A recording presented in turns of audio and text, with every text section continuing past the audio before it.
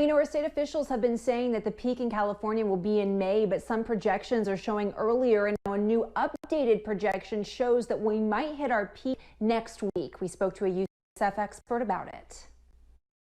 We keep asking, is California out of the woods? Experts say not yet, but all of the evidence would say that we are on that flat curve that we've been talking about for a month or so. That's us.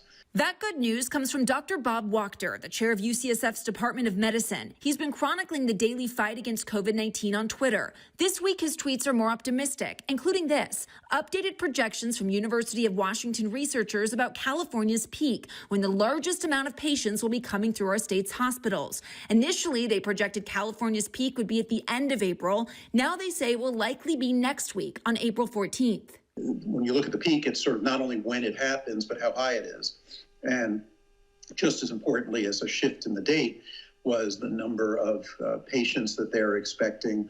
It was about half of what they had projected a few weeks ago. That's largely in part to all of us and our early shelter-in-place efforts. So what's it going to take for life to resume and get back to normal now?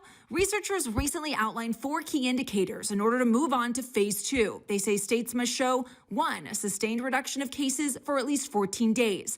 2, that hospitals have capacity to treat patients safely without crisis standards of care.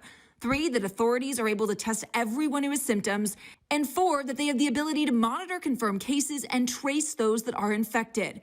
But even phase 2 isn't a complete return to normalcy. We get to a new phase that's a little bit more nuanced. It's like, okay, some people can go back to work because they're immune. Some people can go back to work because in that community or that state, they've seen no cases.